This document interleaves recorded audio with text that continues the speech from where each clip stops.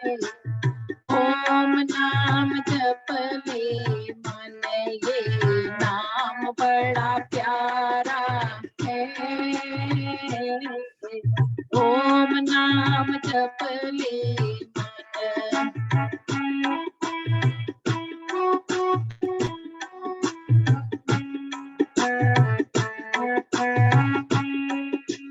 चांद सूरज चमके तेरे ही इशारे पर, चांद सूरज चमके तेरे ही इशारे पर, दुनिया के वाली ने रचा ब्रह्मांड सारा है।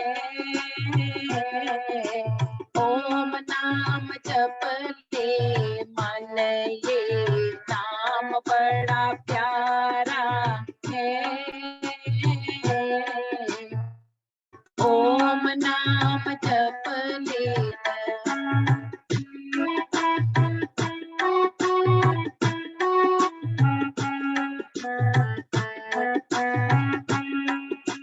लेने वाले लाखों है, देने वाला एक तू ही। लेने वाले लाखों है, देने वाला एक तू ही। खाली ना हो फिर भी भरे तेरे भंडारा है। खाली ना हो फिर भी भरा तेरा भंडारा है। ओम नाम जप ले मन, ये नाम बड़ा प्यारा।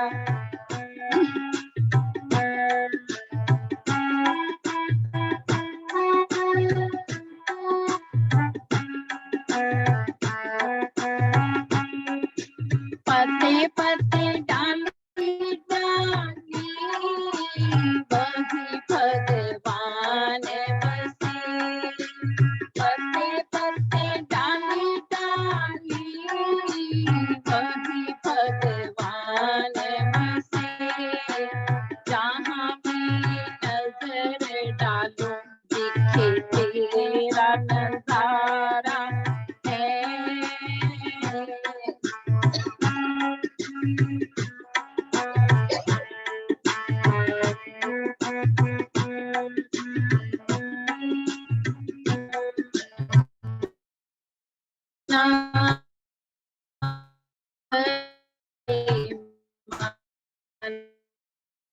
नाम बड़ा प्यारा है, यही सहारा है। हर पल जीवन का बस यही सहारा है। ओम नाम जप ले मन, ओम नाम जप ले मन, ओम नाम जप ले मन।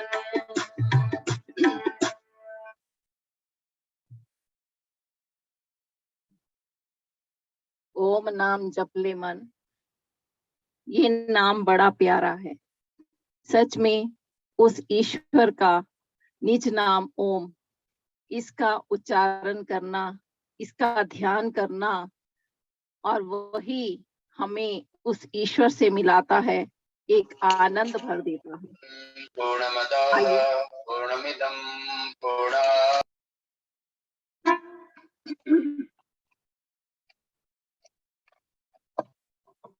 आइए, जैसे कि हम सब इस मिट्टी से जुड़े हैं, भारत माता से जुड़े हैं, तो आइए भारत माता को नमन करते हुए एक गीत आपके सम्मुख रखती हूँ।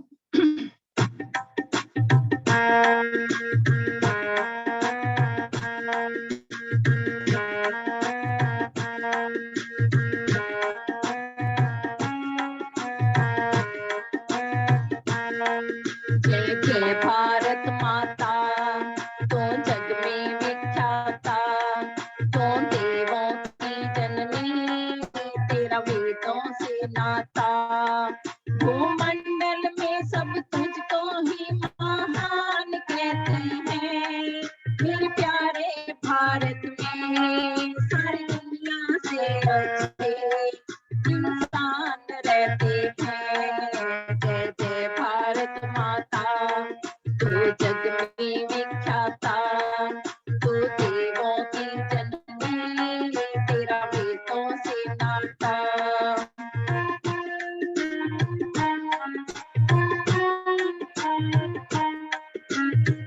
ऋषियों ने जिसको अपने तप से सजाया, हड्डी का दान देकर दुनिया को दिखलाया।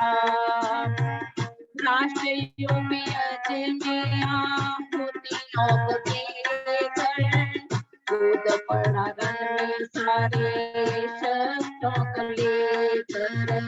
एक दिन जाना क्यों घबराना, मन के अंदर बस यही ईमान रहते हैं। मेरे प्यारे भारत में सारी दुनिया से अच्छे इंसान रहते हैं। जय जय भारत माता, तू जग में विख्याता, तू देवों की जननी, तेरा वेदों से नाता।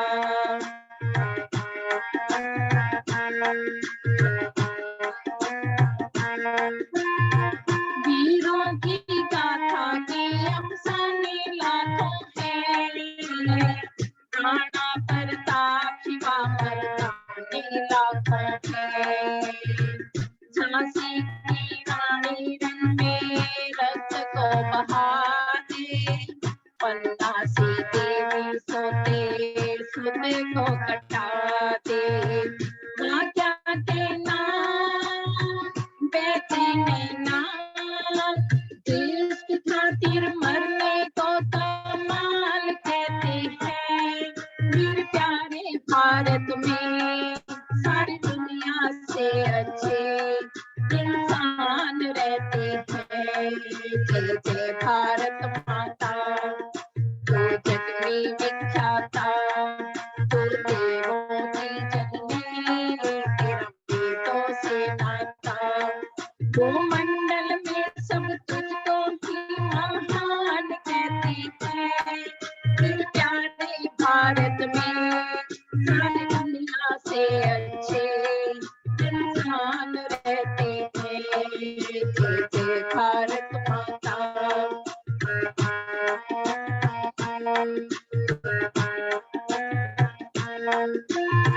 नीति चाणक्य की कमाल करती थी, दुष्टों का नाश कर धमाल करती थी। रंगों की नीतियाँ सदा चलती आई, प्राण जाए पर वचन न जाए। अर्जुन से भी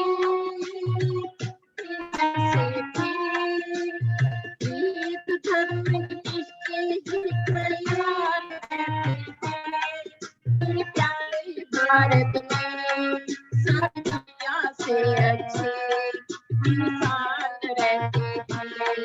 जय जय भारत माता, तू जग में विख्याता, तू देवों की जननी, तेरा वेदों से नाता।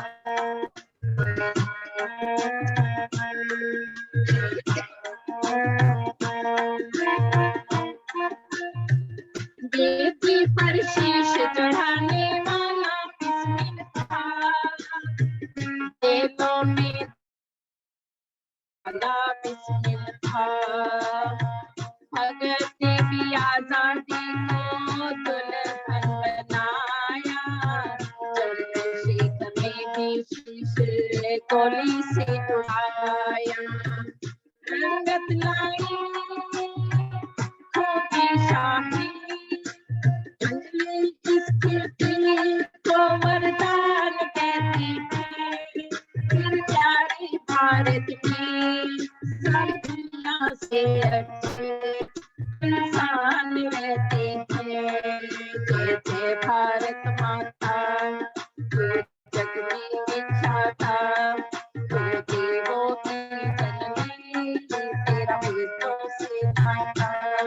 जय जय भारत माता, जय जय भारत माता, जय जय भारत माता, जय जय भारत माता, जय जय भारत माता। बोलिए बहुत भारत माता की जय। बहुत बहुत आभार धन्यवाद। हमारी प्रसिद्ध भजनोपदेशिका बहन कविता आर्या जी। और आज के हमारे जो मुख्य प्रवचनकर्ता हैं आचार्य श्रद्धेय स्वामी शांतानंद सरस्वती जी, दर्शन युग महाविद्यालय सुंदरपुर, रोहतक, हरियाणा। हम सभी का सौभाग्य है कि आज हम बहुत अच्छे विषय को, सुख शांति प्राप्ति के सुनहरे सूत्र, इस विषय पर आपको सुनेंगे 40 मिनट।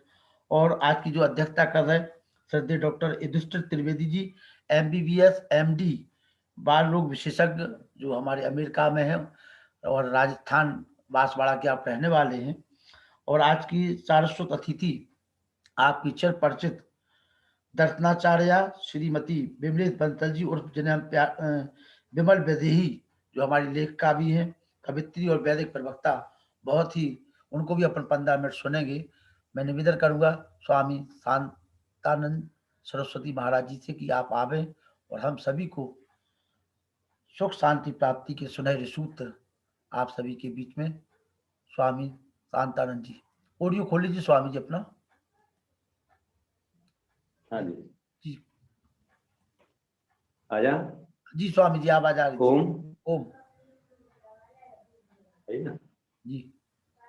सब लोग मिल करके जो भी जहाँ बैठे हैं, एक बार परम पिता परमात्मा का मुख्य नाम ओम का उच्चारण करेंगे, फिर गायत्री मंत्र गान करेंगे, फिर प्रवचन आरंभ करेंगे। श्वास भरिए, आंख बंद करिए।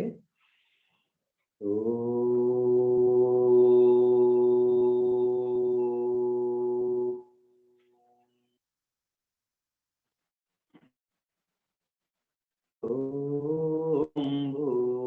भूर्भुवः स्वः तत्सवितुर्वरेण्यं भर्गो देवस्य धीमहि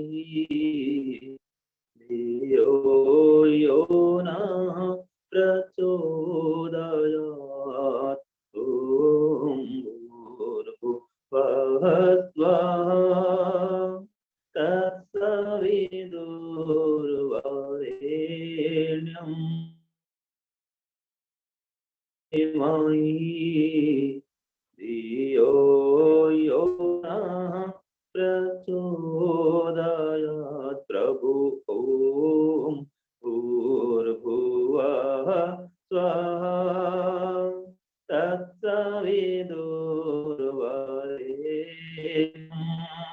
भर्गो देवस्य धीमहि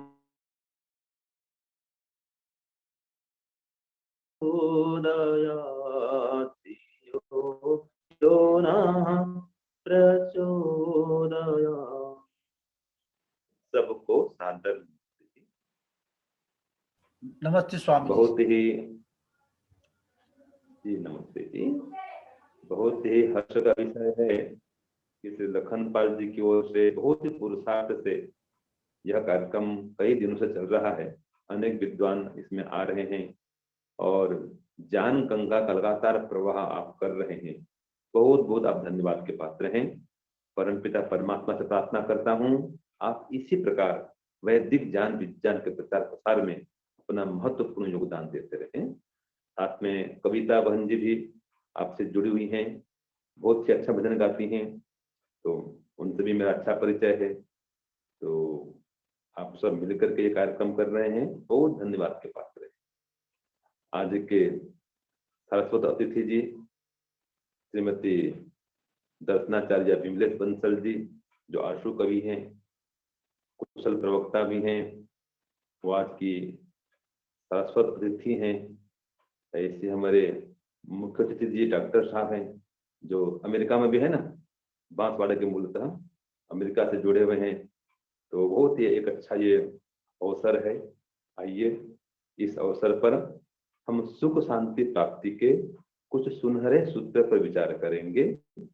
वेद मंत्र कथा पर चर्चा करेंगे, कुछ श्लोक बोलेंगे और ईश्वर की ओर बढ़ने का, ईश्वर से सुख शांति प्राप्त करने का कुछ हम प्रयत्न भी करेंगे। तो आइए एक वेद मंत्र में बोलता हूं, ध्यान से सुनेंगे।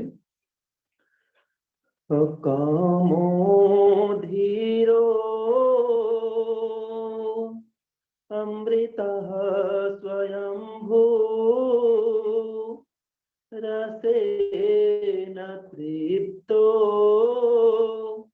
न कुतश्चन तमेव वेद्वान् न विभाय मृत्यो आत्मानं धीरम् अजरं युवानम्। अकामो धीरो अमृतः स्वयंभू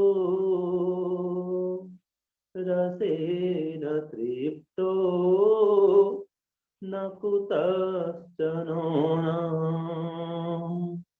तमेव विद्वान् न विभाय मृत्यो आत्मानं धीरम् अजरं युवानम्।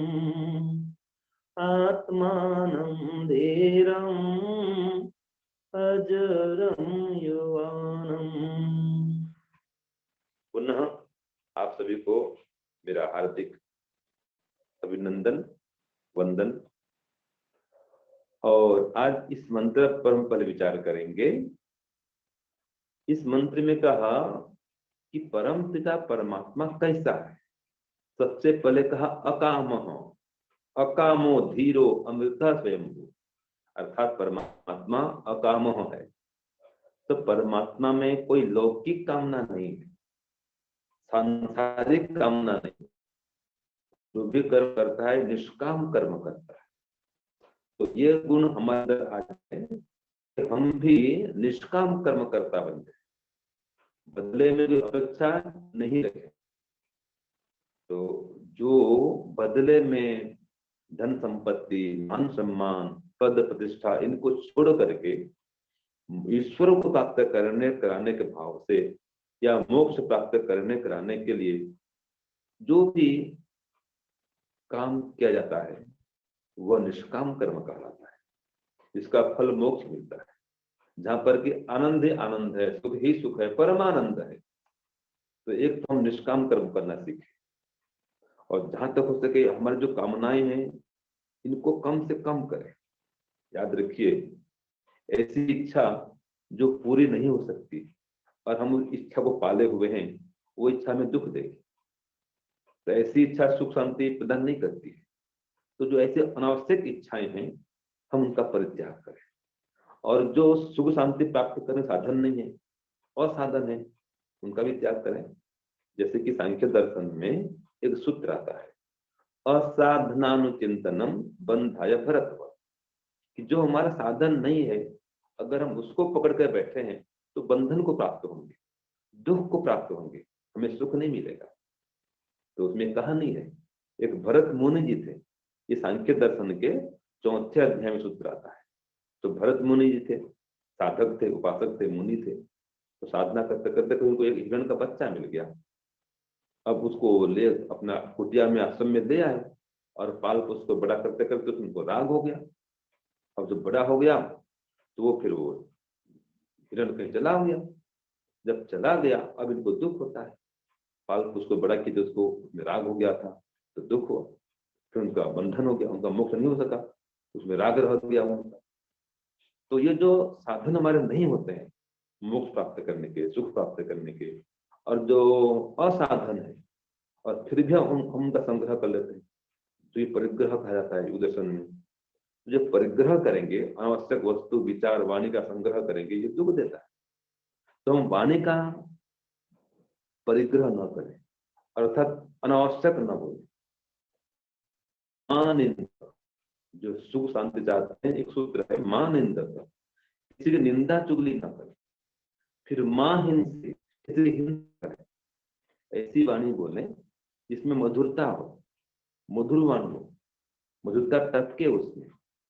जैसे हिंदी में कहा है ना, ऐसी वाणी बोलिए मन आपा कोई, और न को शीतल करे, आपहु शीतल होयौ भक्तों, आपहु शीतल होय।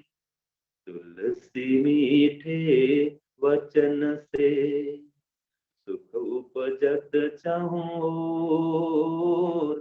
वशीकरण यह मंत्र है, सजत वचन कठोर तुलसी, सजत वचन कठोर। तो ऐसी वाणी बोलिए कि मन को शांति मिले, दूसरे वालों को भी सुनने में शांति मिले, खुद को भी आनंद आए, दूसरों को भी आनंद आए। तो ऐसी वाणी बोलनी चाहिए।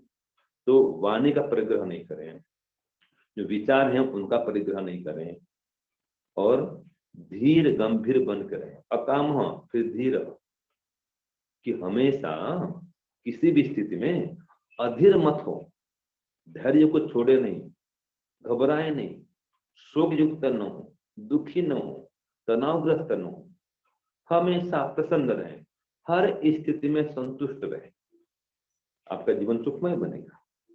तो अकाम धीर अमृत स्वयं, परम पिता परमात्मा के लिए आता है ये, कि परमात्मा अकाम है, धीर है, अमृत है, कभी उनकी मृत्यु नहीं होती है, स्वयंभू स्वयं अपनी सत्ता में विराजमान है। तो ये गुण हम भी धारण करें, हम भी निष्काम कर्मकर्ता बने, हम भी धीर गंभीर बने, हम भी अमृत स्वरूप वाले हैं, हम भी अमृत हैं, आत्मागण भी, हम भी अपने आत्म स्वरूप को जाने। ये मृत्यु शरीर की होती है, हम नहीं मरते, शरीर नाशवान है, शरीर अनित्य है, तो नित्य। तो व्यक्ति नित्य आत्मा स्वरूप को जान लेता है, ये संसार के संयुक्त नहीं होता है। ये चर्चा आती है उपनिषद में, वहां कहा तरति शोकम आत्मविद। क्या कहा जी? तरति शोकम आत्मविद, जो आत्मा के स्वरूप को जान लेता है कि मैं आत्मा हूं, शरीर से अलग हूं। तो जो आत्मा के स्वरूप को जान लेता है, वो संसार के शोक सागर से तर जाता है। तो हम भी ऐसे आत्मा है, नित्य है, चेतन है, स्वरूप से शुद्ध भी है, पवित्र भी है, अनादिकाल से अनंत काल तक रहने वाले, लेकिन है परमात्मा विराट स्वरूप है, महान स्वरूप है, अणु से अणु है, महान से महान है। तो परमात्मा के स्वरूप को भी समझें और अपने आत्म स्वरूप को भी समझें। क्योंकि देखिए, हम आत्माओं के पास में अपना कोई आनंद नहीं है, या तो हम जो प्रकृति है उससे सुख लेते हैं और सुखी होते हैं, अथवा परमात्मा से आनंद लेंगे तो परम आनंद पाएंगे। तो देखिए, यह नियम है। क्या नियम है? अगर आपको पानी चाहिए तो पानी के भंडार पास जाइए, अर्थात मट के पास जाइए, घड़े पास जाइए, तालाब में, नदी में, जहाँ पानी का भंडार है वहां जाइए। और पानी चाहिए और हम जाएंगे रेगिस्तान में, वहां पर कहाँ पानी मिले? स्वामी जी, ऐसे हमको स्वामी जी, 100% स्वामी जी, अगर हो सके तो नेट चेंज कर ले तो साफ आवाज आएगी थोड़ी सी। आपका नेट हल्का सा कमजोर है जी। अच्छा, जी जी जी, देखता हूँ वाईफाई चल जाता है। हाँ हाँ हाँ, बहुत ही अच्छा प्रवचन आपने जी।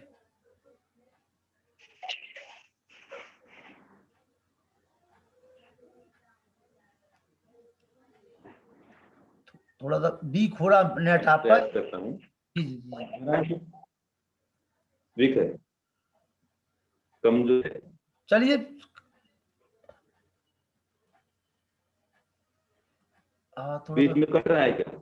नहीं कट नहीं रहा, वो फुल आना चाहिए ना, स्क्रीन में फुल नहीं आ रहा आपका, हाफ स्क्रीन में आ रहा। चलिए ठीक है। हाँ, इसलिए आ रहा है हाँ जी, कि मैं ऐसे रखा हूँ उसको ना जी। चलिए स्वामी जी कंटिन्यू।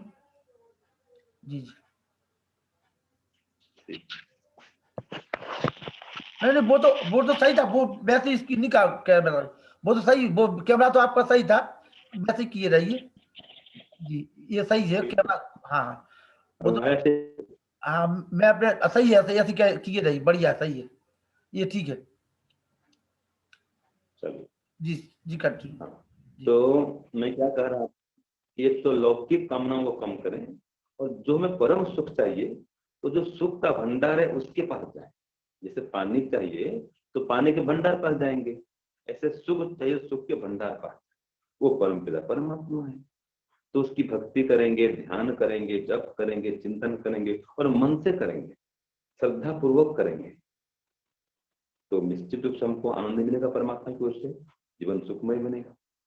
तो एक तो ईश्वर का ध्यान करें, उसके गुणों को धारण करें, जो हम चर्चा कर रहे हैं।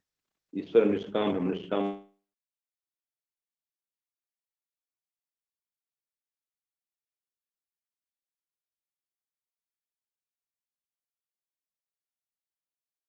कोई बुरा भला करते हैं, ऐसे भी लोग हैं कि ईश्वर ने मेरे बेटे को मार दिया, जवान बेटा मुझसे छीन लिया, पता नहीं क्या कहते हैं ईश्वर को, सब सहन करता है ईश्वर।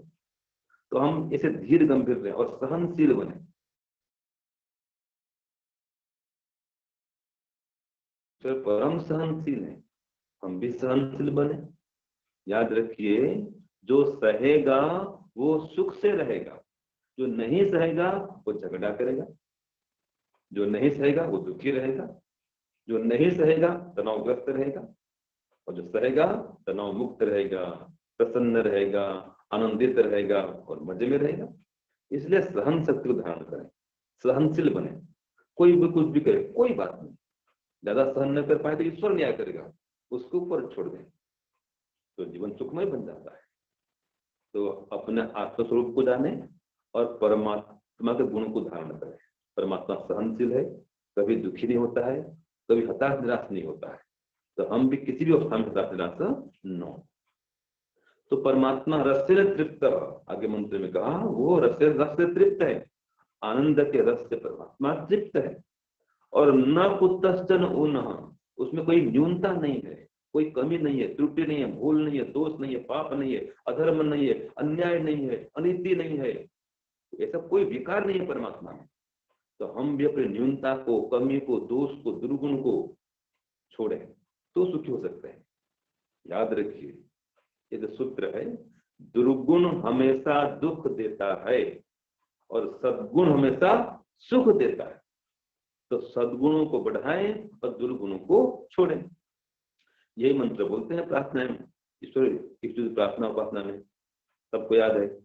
ओम विश्वानि देव सविता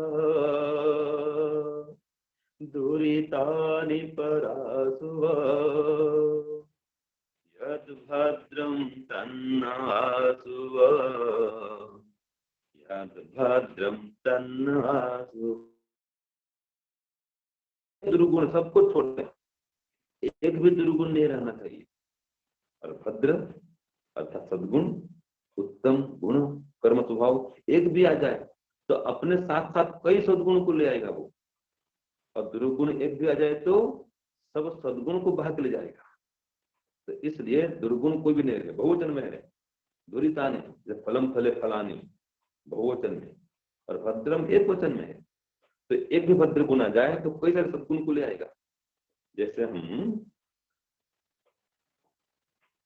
मान लीजिए मेरे पास ये डायरी है, अब मैं इसको एक हिस्सा पकड़ूं तो पूरा डायरी उठ गया, पूरा इसको पकड़ने का पता नहीं है, एक हिस्सा पकड़ेंगे तो पूरा उठ जाओगा। ऐसे एक सद्गुण पकड़ेंगे, एक कर पकड़ेंगे तो कई दुर्गुण सद्गुण आ जाएंगे। और दुर्गुण एक भी रह गया तो उल्टा है, मटके में एक छेद हो जाए तो सब पानी बह जाता है। ऐसे एक भी दुर्गुण रहे तो अनर्थ आता है। तो दुर्गुण का त्याग करें। तो मंत्र कहता है न कुतश्चन ऊन, कोई भी कमी दोष को मत रखो, सबको दूर करो। तो परमात्मा ऐसा है, कोई कमी नहीं परमात्मा। हम भी अपनी कमियों को, त्रुटियों को, भूलों को दूर करें। याद रखिए, अति जल्दबाजी है, असावधानी है, ये दुख का कारण बनता है। और जो धीर गंभीर होकर के सोच विचार करके दूरदर्शिता से काम करता है वो सुखी रहता है। सुखी होने के लिए 3 उपाय मुख्य है, याद रखिए। आप कोई भी काम करेंगे तो एक तो कहा बुद्धिमत्ता से काम करें, दूसरा मेहनत से पुरुषार्थ पूर्वक काम करें, और तीसरा ईमानदारी से काम करें। तो बुद्धिमत्ता, मेहनत और ईमानदारी, इस प्रकार काम करेंगे तो सुखी रहेंगे। बहानाबाजी कोई नहीं चाहिए, ईमानदारी से काम करेंगे, सच्चाई से काम करेंगे, सफलता मिलेगी, सुख मिलेगा। जो काम करेंगे उसमें छल कपट न हो, पाप नहीं हो, सुखी रहेंगे। और हम यही प्रार्थना करते हैं। क्या प्रार्थना करते हैं? छोड़ देवे छल कपट को, मानसिक बल दीजिए। कहाँ बोलते हैं इसको जी? यज्ञ प्रार्थना में, पूजनीय प्रभु हमारे भाव उज्ज्वल कीजिए, छोड़ देवे छल कपट को, मानसिक बल दीजिए, प्रभु आत्मिक बल दीजिए। तो छल कपट को छोड़िए, मानसिक और आत्मिक बल बढ़ाइए, आपका सुख बढ़ेगा। कई लोग जानते हैं कि शराब पीना, सिगरेट पीना हानिकारक है, फिर भी पीते हैं, क्योंकि उनके आत्मा में ताकत नहीं है, शक्ति नहीं है, बल नहीं है, आत्मा कमजोर है। तो यज्ञ करेंगे, योग करेंगे, ध्यान करेंगे, आत्मनिरीक्षण करेंगे, आत्मचिंतन करेंगे, ईश्वर की उपासना करेंगे तो आत्मिक शक्ति बढ़ती है, आत्मबल बढ़ता है मतलब। और हम अपने मन पर, इंद्रियों पर विजय प्राप्त कर पाए। जिसने अपने मन पर और इंद्रियों पर विजय प्राप्त कर लिया वो सुखी है, याद रखिए। जो मन के गुलाम है, जो इंद्रियां हैं उनके गुलाम है, वो दुखी रहेगा। उसकी इच्छा कोई तृप्त होगी नहीं, वो पूरी होगी नहीं, वो इच्छा उसकी, वो तृप्त रहेगा वो। इसलिए हम अपने स्वरूप को समझें, परमात्मा के स्वरूप को समझें और परमात्मा के गुण को धारण करें। तो जब परमात्मा को दान देंगे, उनके गुणों को धारण कर लेंगे, तो मंत्र में आगे कहा, तम एव विद्वान न विभाय मृत्यु। उस परमात्मा को जान करके, मान करके, उसकी उपासना करके, उसका ध्यान, भजन, भक्ति, उपासना, कीर्तन, गुणगान गा करके हम सभी दुखों से छूट सकते हैं। और कोई उपाय नहीं है। एक मंत्र और आता है, वो भी कहा है कि तमेव विदित्वा अति मृत्यु में थी नान्य पंथा विद्यते अयना, कि परमात्मा को जान करके ही हम सभी दुखों से छूट सकते हैं और परम सुख को पा सकते हैं, और कोई उपाय नहीं। तो परमात्मा कैसा है? आत्मानम धीरम अजरम युवान, सदा युवा रहता है, कभी वृद्ध नहीं होता, अमर है वो, अजर है, अमर है, अविनाशी है, नित्य है, पवित्र है, सृष्टि करता है, सर्वत्र व्यापक है। ये हम जो गुण पढ़ते हैं आर्य समाज के दूसरे नियम में, उसको आत्मसात करें। ईश्वर के अपने 20 गुण हैं, उन 20 गुणों का चिंतन करें, उनको धारण करें। जैसे परमात्मा न्यायकारी है, दयालु है, हम भी न्यायकारी बने, हम भी दयालु बने। परमात्मा महान परोपकारी है, हम भी परोपकार करें, परोपकारी बने, सुखी रहेंगे। तो जो गुण परमात्मा के हैं उनको धारण करेंगे, हम सुखी रहेंगे, रहेंगे, रहेंगे, कोई संदेह नहीं है।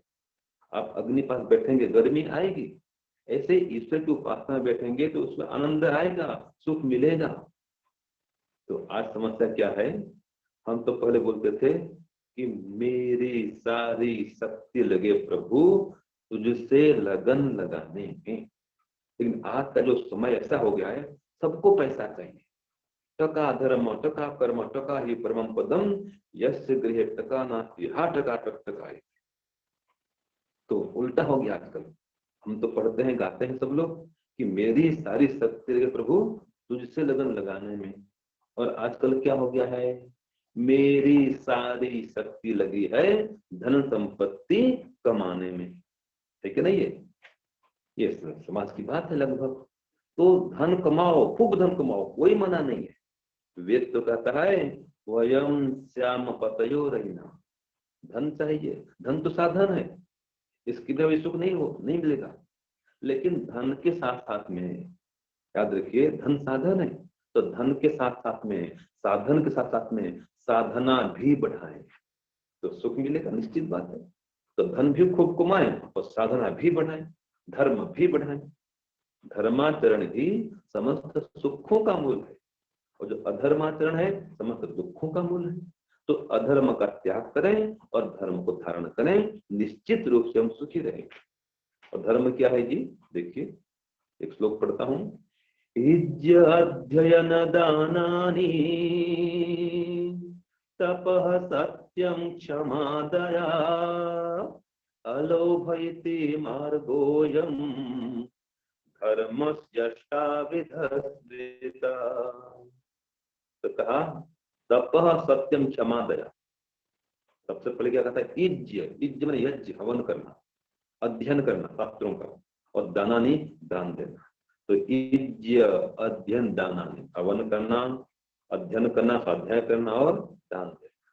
फिर तप करना, सुख दुख मान अपमान, सर्दी गर्मी हानि लाभ सबको सहन करते हुए अध्यात्म पथ में, वेद पथ में बढ़ते रहना। और क्षमाशील होना, हमारे प्रति कोई अपराध कर दिया, कोई बात नहीं, झगड़ा नहीं करना, क्षमा कर देंगे, उसको माफ कर देंगे। और दया करेंगे, जीव मात्र पर दया करेंगे तो सुखी रहेंगे। ईर्ष्या नहीं करें, झगड़ा नहीं करें, क्रोध नहीं करें। क्रोध करेंगे अशांति आएगी, तनावग्रस्त होंगे, दुखी रहेंगे। तो न क्रोध करना है, और जो क्रोध करता है उसके पास बैठना है, उससे दूर रहो, उसको समझाओ प्रेम। तो प्रेम की भाषा बोले। एक मंत्र आता है, उसमें कहा मधुमन में निक्रमणम मधुमन में परायणम वाचा वदामि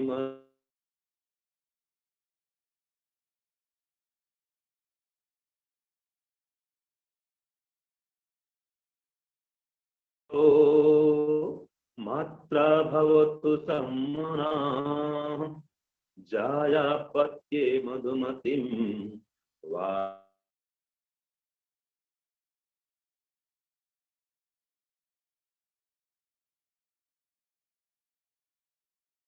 अनुबतः विदुपुत्रो, जो पुत्र है वो पिता के आदर्शों का पालन करने वाला, और मात्रा भाव सम्मना, माँ के लिए भी सुखदायी हो, माँ के अनुकूल चलने वाला हो, दोनों माता की पिता की सेवा करने वाला हो।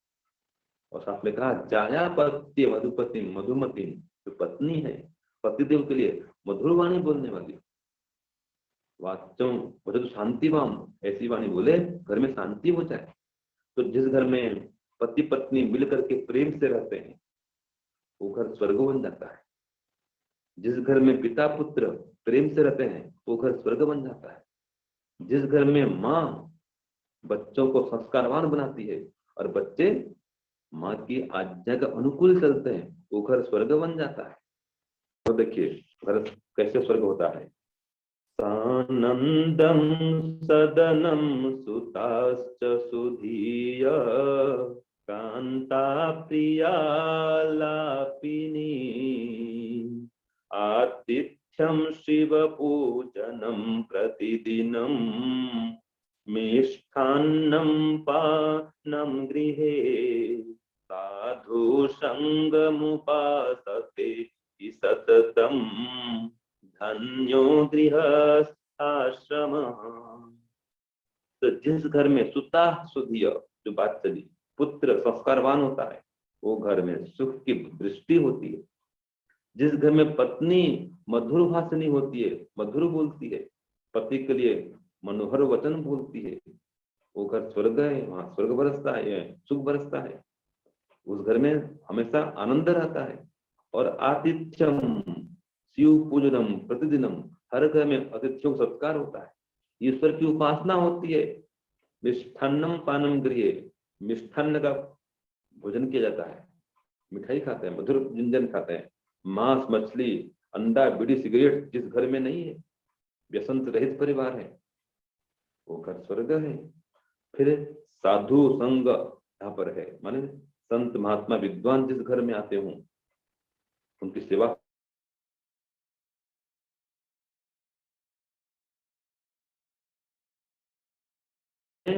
पंच महायज्ञ होता है, वो घर स्वर्ग है। तो पिता, पुत्र, माता, पत्नी और पति और भाई बहन सब लोग जिस घर में प्रेम से रहते हो उस घर में सुख की वृष्टि होती है।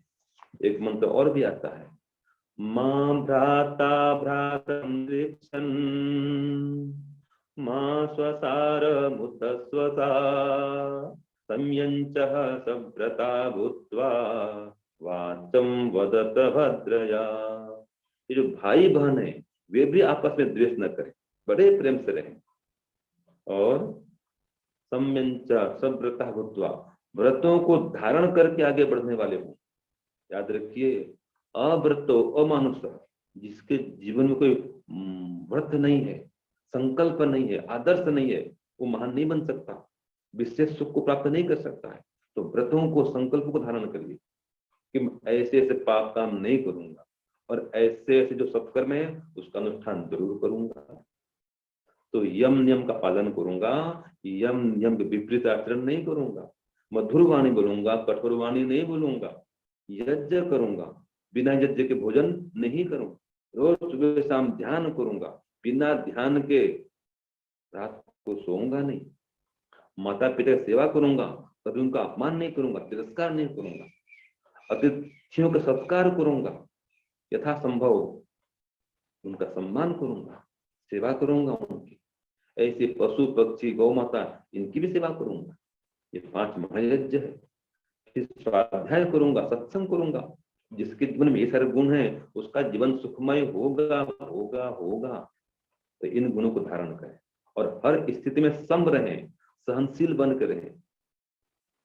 देखिए, संसार में है तो कोई ना कोई दुख आते रहता है, कोई बात नहीं, कभी भी कुछ भी दुर्घटना घट सकती है, इसके लिए मानसिक रूप से तैयार रहें। और कोई बात नहीं, ये सब याद रखें, कोई बात नहीं। ज्यादा अन्याय हो गया तो ईश्वर न्याय करेगा, बहुत दुख आ गया तो ये समय भी बीत जाएगा। हर समय कोई सुख दुख नहीं रहता है, ये धूप और छांव की तरह है। तो सुख आए तो बहुत अभिमान भी नहीं करेंगे और बहुत दुख आए तो एकदम हताश निराश भी नहीं होंगे। ये समय भी बीत जाएगा। अगर दुख आ जाए तो हमेशा दुख नहीं रहने वाला है, कोई बात नहीं। और याद रखिए, संसार में सबके जीवन में दुख आया है, सबका अपमान हुआ है, हमारे पास भी दुख आया, अपमान हुआ, कोई बात नहीं, ये कोई नई घटना नहीं है। भगवान राम का भी अपमान हुआ था, भगवान कृष्ण 100 गालियां पड़ी थी, तो हमारा अपमान हो गया, कौन बड़ी बात है, ये कोई नई घटना नहीं है। इस प्रकार सोच करके हम धैर्य को धारण करें और याद रखें, हमारे प्रति कभी भी कोई भी कुछ भी बोलने में करने में स्वतंत्र है। अच्छा व्यवहार कर सकता तो बुरा व्यवहार भी कर सकता है, कोई बात नहीं, ईश्वर न्याय करेगा। सबकी बुद्धि समान नहीं होती है, हमको पूरा पूरा समझने वाला केवल ईश्वर है। आप कितना अच्छा काम करें, आपको पूरा पूरा आते हैं वैसे कोई समझ नहीं सकता है, ईश्वर समझ सकता है बस। इसलिए ईश्वर को अपना बना है। और एक थ्योरी उसको तो यश थ्योरी को अपनाएं। यश थ्योरी मतलब किसी ने पूछा, माता जी ने, पिताजी ने, गुरु जी ने, कोई विद्वान घर में आए हैं, महात्मा आए हैं, वो जो उपदेश करते हैं, कोई सलाह सुझाव देते हैं, उनको स्वीकार करना दे, मानना दे। यस माने जी पिताजी, जी गुरु जी, जी हाँ ये कर दूंगा, हाँ जी करूंगा जी, जी हाँ ध्यान दूंगा जी, जी हाँ आप जो बताएं उस प्रकार करूंगा, चलूंगा जी। ये यश थ्योरी है। ये जहाँ है वहां सुख है, और जहाँ यश थ्योरी नहीं है, नहीं मैं नहीं कर सकता, मुझसे नहीं होगा, अरे आचार्य जी, स्वामी जी ये बहुत कठिन काम है, पिताजी मुझसे कैसे होगा ये, माँ मेरे पास समय नहीं है, बस ये नेगेटिव भावना है, जहाँ ये नकारात्मकता है, नेगेटिविटी है, वहां सुख नहीं है। जहाँ सकारात्मकता है, जहाँ आशा है, जहाँ पुरुषार्थ है, जहाँ क्या करना चाहिए, साहस है, जहाँ पर आत्मबल है, जहाँ उत्साह है काम करने का, वहां पर सुख है। जहाँ पर हताशा है, निराशा है, बहानाबाजी है, मैं नहीं कर सकता, मुझसे नहीं होगा, बस वो व्यक्ति सफल नहीं हो सकता, वहां सुख नहीं आ सकता है। तो जो सुख चाहते हैं आशावादी बने, बहानाबाजी नहीं करें और यम नियम का पालन करें, यम नियम का उल्लंघन नहीं करें, मधुर वाणी बोले, कठोर वाणी नहीं बोले, पति पत्नी बड़े मिल के चले। और एक बात, परस्पर समन्वय को स्थापित करें, चाहे पति पत्नी हो, चाहे माता पिता हो, गुरु शिष्य हो, सबको एक दूसरे को सहन करना पड़ता है। हमारे विमलेश बंसल जी हैं, आरती थी हैं, उनका पति देव बहुत अच्छा जानता हूं मैं, तो बहुत विद्वान भी हैं, सरल भी हैं, परोपकारी भी हैं, दोनों पति पत्नी बहुत प्रिय हैं, मिलके चलते हैं, एक दूसरे की सहायता करते हैं, ये आदर्श है। विद्वान भी, विदुषी भी है, लेकिन विनम्र भी है। तो जहाँ पर विद्या भी है, साथ में विनम्रता भी है, वहां पर सुख है। जहाँ पर पति पत्नी में एक दूसरे का सहयोग है, जहाँ पर ईगो नहीं है, पत्नी कहेगी मैं बड़ी हूँ, मैं तो बहुत विदुषी बन गई हूँ, मैं धन कमाती हूँ, मैं तो टीचर हूँ, मैडम हूँ, ये काम करती हूँ, पति तो इतना कमाते नहीं है, तो पति में हीन व्यक्ति भावना हो कि पति मुझसे छोटे हैं, कम कमाते हैं, मैं बड़ी हो गई हूँ, ये भावना बस अभिमान स्वरूप, दुख स्वरूप, पतन स्वरूप। और पत्नी नहीं नहीं, मेरे पति तो मेरे परमेश्वर है, मैं उनकी सेवा करूंगी, हमेशा पति का सम्मान करती है, पति तो भी सम्मान करते हैं पत्नी का। तो जहाँ दोनों एक दूसरे का सम्मान करते हैं, वहां पर सुख ही सुख है, अभिमान नहीं है, विनम्रता है, सरलता है। तो ये गुण होना चाहिए परिवार में। ऐसे ही याद रखिए, ये संसार में आए हैं तो हमारा मुख्य लक्ष्य ईश्वर प्राप्ति है।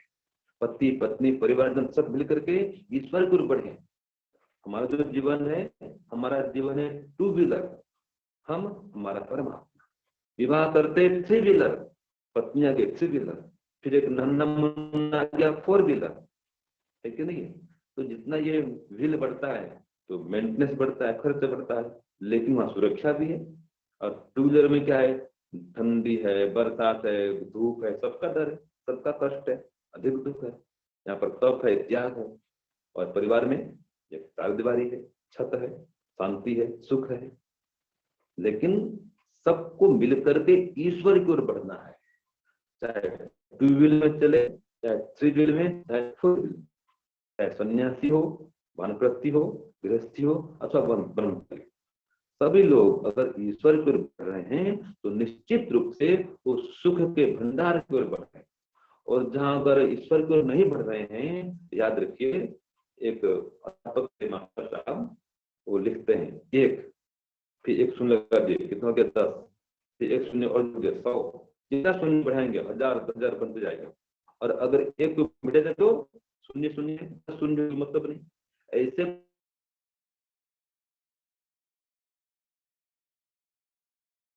एक है। तो आप कोई भी काम करें बस अंत में यही कहना करें, फिर ईश्वर को मध्य मध्य में याद करते रहें और अंत में उसका धन्यवाद करें और ईश्वर के गुणों को और भी जाने, धारण करें, बढ़ाएं और जो अपने दुर्गुण है उसका त्याग करें। इस प्रकार से एक सुखमय श्रेष्ठ आदर्श जीवन आप जी सकते हैं। तो पंचमहायज्ञ अपनाएं, मधुर वाणी अपनाएं, राग द्वेष को छोड़ें और भी जो आपकी विकलता है उनको छोड़ें। तो इस प्रकार से आप योग पथ पर चल करके, यज्ञ पथ में चल करके, धर्म पथ में चल करके, वेद पथ में चल करके अपने जीवन को सुखमय बना सकते हैं, आनंदमय बना सकते हैं। बस इतना कहना चाहूंगा। आप सभी सुखी रहें, स्वस्थ रहें, आयुष्मान बने। ओम शांति ओम सबको सादर नमस्ते। बहुत ही सरल शैली में और बहुत ही गागर में सागर श्रद्धेय आचार्य स्वामी शांतानंद सरस्वती जी, जो सुंदरपुर रुजड़ दर्शन युग महाविद्यालय की हैं। बहुत ही अच्छा लगा आज आपको सुन करके। और परमात्मा की जब कृपा होती है ना, तो ऐसे ही स्वामियों का, सन्यासियों का आशीर्वाद हम सभी को मिलता है। और इसी प्रकार से अपेक्षा करेंगे कि आगे भी आपका आशीर्वाद हम सभी को मिलता रहे। और मैं निवेदन करूंगा विमलेश बंसल जी को कि आप आए और 15 मिनट में अपनी बात रखेंगी विमलेश बंसल जी। आज की हमारी सारस्वत अतिथि हैं। ओम ओम फोटो आ रही है? नहीं, फोटो नहीं आ रही है, आपकी वीडियो बंद है। अब आ रही अब आ है गई? जी, आ रही है। नमस्ते भैया। नमस्ते नमस्ते बहन जी, स्वागत है आपका। ओम यो भूतं च भव्यं च सर्वं यश्चाधितिष्ठति स्वर्यस्य च केवलं तस्मै ज्येष्ठाय ब्रह्मणे नमः। ओम नमस्ते अस्तु आयते नमो अस्तु परायते नमस्ते प्राणतिष्ठत आसीनायोतते नमः आसीनायोतते नमः। महरौनी ललितपुर से चल रहा ये बहुत ही सुंदर दिव्य भव्य और सभ्य कार्यक्रम हम सभी को भैया लखनलाल आर्य जी, जो कि आर्य रत्न और अब तो इनको विशिष्ट मानव रत्न सम्मान भी मिल चुका है, इसकी भी बहुत बहुत शुभकामनाएं बधाइयां प्रेषित करती हूँ। परमात्मा इनको दिन दूनी रात चौगुनी उन्नति दे और इसी प्रकार से वैदिक संस्कृति का प्रचार प्रसार करते रहें, हमें बुलाते रहें, सभी का दर्शन कराते रहें। ऐसे में लखन भैया को मैं अपना नमन वंदन अभिनंदन करती हूँ। साथ ही जिनकी अध्यक्षता में ये कार्यक्रम हो रहा है, ऐसे आज के श्रीमान आदरणीय doctor Yudhishthir Trivedi MBBS MD शिशुरोग फ्रीमाउंट सेंको अमेरिका से, उनको भी अपना नमन वंदन करती हूँ। और साथ ही आज के प्रवचनकर्ता श्रद्धेय स्वामी जी महाराज, श्रद्धेय स्वामी शांतानंद जी महाराज, जो कि भवानीपुर गुरुकुल के निदेशक भी हैं, दर्शन योग महाविद्यालय के रोजड़ के संरक्षक भी हैं और अभी वर्तमान में जो कि सुंदरपुर के आचार्य भी हैं। यहाँ हरियाणा हमारे पास ही है दिल्ली के, वहीं रोहतक के आचार्य भी हैं।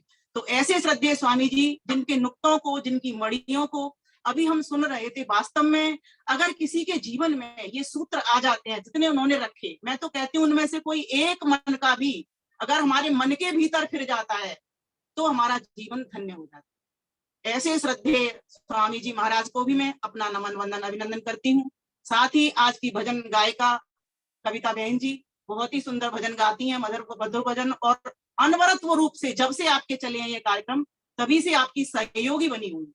तो ऐसी बहन को भी मेरा नमन वंदन अभिनंदन स्वीकार हो। और साथ ही हमारे अशोक विहार आर्य समाज से भी बहुत माताएं, पुष्पा माता जी हैं, जीवन लाल जी हैं, और भी बहुत सारे भाई बहन जुड़े हुए हैं। और हमारे शादरा से अभिमन्यु चावला जी, आदरणीय अभिमन्यु चावला जी, बहुत ही सज्जन धार्मिक, ऐसे मैं तो कहती हूँ आपके चैनल पर जो जुड़ने वाले जो लोग हैं ना, वो वास्तव में सही मायने में उनके जीवन में विद्वता उतरी हुई है। ऐसे सभी श्रोताओं को और आपके दुबे जी, जिनके कारण आप इस कार्यक्रम को कर रहे हो, आपके दाएं हाथ के रूप में या पिता के रूप में कहूँ तो उनको भी मैं अपना नमन वंदन अभिनंदन करती हूँ। आज मुझे प्रवचन तो करना नहीं है, मगर इसीलिए मैंने अपनी भूमिका के रूप में ये बात भी आपको प्रमुखता से अधिक देर तक रख दी है। तो मैं जो बताना चाहती हूँ कि स्वामी जी ने जो नुक्ते कहे, हमें जो माला हमको पिरो करके मोतियों की दी, उसमें से कितने सारे मंत्र ऐसे हैं जो आप में से सभी को आते हैं। जैसे उन्होंने वेद का मंत्र बोला, अकामो धीरो, कितना सुंदर रस आ रहा था जब वो बोल रहे थे, उनकी वाणी से ऐसे लगा सरस्वती टपक रही है। आप भी मेरे साथ बोलिए एक बार और, सभी जिह्वा पवित्र करें। आज का प्रवचन यही होगा, वाणी पवित्र करें, नेत्र पवित्र करें, कान पवित्र करें, हाथ पवित्र करें, पैर पवित्र करें, पूरा शरीर तन मन धन पवित्र करें। जिस दिन हमको तन मन धन सब पवित्र करना आ जाएगा, शुद्ध करना आ जाएगा, उस दिन समझना परमात्मा हमसे दूर नहीं, और परमात्मा दूर नहीं तो सुख शांति हमें है ही। क्यों? क्योंकि वो परमात्मा सुख शांति स्वरूप है, केवल उसी में ही सुख है, केवल उसी में, परमात्मा उसी में है। जितनी भी सामग्री है उपभोग की, ये सभी की सभी में 4 प्रकार के दुख मिले हुए रहते हैं, परिणाम, ताप, संस्कार, गुण, वृत्ति। इस बात को कौन जानता है कि सभी में मिले हुए हैं? इसको ज्ञानी लोग जानते हैं, विवेकी लोग जानते हैं। और फिर सारे संसार में वो इस तरह की चीजों को देख करके अपने जीवन को, क्योंकि शास्त्र हमारा कहता है असंगो अयम पुरुषायति, ये जो जीवात्मा ये तो असंग है, इसका स्वरूप अगर अपने स्वरूप को देखे, ये शरीर मिला है, जो मन बुद्धि इंद्रियां मिली है, ये तो हमें संसार से। तो स्वामी जी ने कहा कि हमको थोड़ा थोड़ा विवेक इस बात का भी हो कि मैं जीवात्मा हूँ और मुझे परमात्मा ने, जिसके पास पूरा पूरा सुख है, उसने इस संसार में स्वयं से मिलाने के लिए भेजा है, जिससे वो नहीं चाहता कि मेरा पुत्र दुखी हो। इसीलिए उसने ये संसार की उपभोग की सामग्री बना दी और वेद का ज्ञान भी उसने हमको दे दिया कि वेद के ज्ञान को लेकर के उपभोग की सामग्रियों को त्याग पूर्वक भोग करते हुए मेरे बच्चे मेरे पास आ जाए। इतनी इतनी उसने हमारी चिंता की है। तो किसके पास सुख होगा, वही तो चिंता करेगा, जो पिता है सबका वही तो चिंता करेगा। तो यो भूतम च भव्यम च सर्वम यश्चादि तिष्ठति, सभी का, पूरे संसार का, समस्त प्राणियों का, जड़ की भी चिंता और चेतन की भी चिंता, सभी की चिंता करने वाला। क्यों? क्योंकि हम सभी का वो उत्पादक करता है, सृजन करता है, पालन करता है हम सभी को। और जब इतनी भी चिंता करता है, जब हमारी ये अवस्था है जो शरीर की जर्जर हो जाती है, तो नया चोला भी हमको पहनाता है। जैसे माता पिता अपने बच्चे के पुराने वस्त्र हो जाए, फटे वस्त्र हो जाए, खराब वस्त्र हो जाए, तो नए वस्त्र धारण करवा देते हैं, अपने बच्चे को अलंकृत देखना चाहते हैं। ठीक इसी प्रकार से परम पिता परमेश्वर जो सुख स्वरूप है, उसने हमारी भी चिंता की है। तो स्वामी जी का कहना आज ये रहा कि हम सभी प्रेम पूर्वक सबसे व्यवहार करें, यथा योग्य व्यवहार करें, धर्म का जीवन में अनुष्ठान करें, अपने जीवन को योगात्मक क्रियात्मक योगाभ्यास में धारण करें, यम नियम की पालना करें। मैं तो एक बात कहती हूँ, अगर यम का भी कोई एक पहला ही पग पकड़ लेगा, मान लीजिए अहिंसा उसने पकड़ ली कि मुझे तन से, मन से, वचन से किसी की भी कोई हिंसा नहीं करनी है ना, तो व्यक्ति फिर जब इस प्रकार से न्याययुक्त कर्म करेगा, हिंसा मतलब न्याययुक्त कर्म करना, तो फिर कोई उसे दुख होगा ही नहीं। दुख कब होता है व्यक्ति को, इस बात को समझने की बात है। दुख जब होता है जब व्यक्ति अन्याय करता है, अत्याचार करता है ना, तब जाकर के उसको दुख होता है। तो जब व्यक्ति अन्याय नहीं करेगा, सबके साथ न्याय का बर्ताव करेगा, परमेश्वर सुखी रहता है हर वक्त। क्यों? उसके भीतर सारे ही सदगुण है, एक भी दुर्गुण उसके भीतर नहीं है, दुर्गुण से अभाव है उसका सारा, इसीलिए वो दुखों से रहित है, परिपूर्ण है, सभी जगह पर एक रस होकर के समानता का व्यवहार कर रहा है। तो ऐसे ही अगर हम जीवात्माओं के भीतर भी ऐसी भक्ति आ जाएगी, परमेश्वर के गुण कर्म स्वभाव को जब हम धारण कर लेंगे, क्यों? क्योंकि वो सुख स्वरूप है, उसमें एक भी दुख नहीं है। तो जब उसको हम धारण कर लेंगे तो हमारा जीवन भी सुखी हो जाएगा, शांति हो जाएगी। आज हमको शांति क्यों नहीं है? क्योंकि प्रकृति के पदार्थों की ओर बढ़ रहे हैं, जहां पर के हर दुख के साथ, हर सुख के साथ दुख भी मिले हुए रहते हैं। तब जब हमको ये समझ आ जाएगी, ये विवेक हो जाएगा कि परमात्मा में ही पूरा पूरा सुख है, संसार की चीजों में तो दुख भरा हुआ है। बाजार से नया कपड़ा लाते हैं, 4 दिन सुख देता है, फिर पुराना हो जाता है, फिर दुख देना प्रारंभ कर देता है। तो जब इस प्रकार से हमको विवेक हो जाएगा, तो व्यक्ति फिर सबसे अच्छा व्यवहार करेगा, सोचेगा ये संसार के पदार्थ हैं, आज हैं कल ये रहेंगे नहीं। और हम देख ही रहे हैं संसार में, रोज नया बीज में से अंकुर फूटता है, अंकुर से पौधा बनता है, अंकुर मर जाता है, पौधा रह जाता है, पौधा से वृक्ष बन जाता है, पौधा मर जाता है, वृक्ष रह जाता है, वृक्षों में से फल फूल निकलते हैं, फिर फल फूल जाकर के उनमें से बीज निकलते हैं, तब फल फूल नहीं है, तब बीज रह जाते हैं। इस प्रकार से ये सृष्टि जो है, उसका प्रवाह का जो चक्र है, वो अनादि रूप से चल रहा है। इस बात को हम समझ लेंगे, संसारी ये परिणामी धर्म वाला, इसमें नित्य परिवर्तन हो रहा है। लेकिन जिसमें परिवर्तन नहीं हो रहा, मुझ में नहीं हो रहा और मेरे परमात्मा में नहीं हो रहा, हम दोनों में नहीं हो रहा। और मुश्किल कहाँ है कि मैं अपूर्ण हूँ, अल्पज्ञ हूँ, इसीलिए उस पूरे सुख को प्राप्त नहीं कर पा रहा। मुझे अविद्या है, मैं समझ नहीं पा रहा कि संसार में पूरा सुख है या परमात्मा में पूरा सुख है। क्योंकि संसार के जो सुख हैं वो हमको लुभाने वाले हैं, परमात्मा चूंकि हमको दिखाई नहीं देता, इसीलिए हम उसके आकर्षण में बन नहीं पाते। जब व्यक्ति को ये समझ में आ जाएगी कि परमात्मा ही हमारे सब सुखों को देने वाला है, जो प्रकृति भी उसने हमारे ही सुख के लिए विकृति रूप में धारण करके दी है, तो व्यक्ति फिर परमात्मा की ओर बढ़ जाएगा और शांत रहेगा। फिर उसको अब इच्छा इतनी अधिक नहीं रहेगी। मैं सभी को कहा करती हूँ, जब व्यक्ति को शांति की इच्छा है तो इच्छाओं को शांत करना सीखे। ये कोट लिखने लायक है। इच्छाएं जब व्यक्ति की इतना इतना व्यक्ति ने अपना चिंतन बढ़ा रखा है, इतनी इतनी घर में सामान बढ़ा रखा है। कहा जाता है ना, जब व्यक्ति के पास अधिक सामान दुखी इंसान, कम सामान यात्रा आसान सुखी इंसान। तो 3 चिंतनों से बचो, ये नोट करने की चीज है। अहितकर चिंतन, किसी का हित नहीं करने का चिंतन करना, शिव संकल्प से भरे रहो हर वक्त। हमको सूत्र मिले हुए हैं, रात्रि को जब सोते, इसलिए तो सोते हैं, रात्रि सुख कर बीते, जब रात्रि सुख कर बीत जाएगी तो दिन भी हम अपना अच्छा कर लेंगे। इसलिए दिन में उठ करके फिर दिन के मंत्र हम पढ़ते हैं।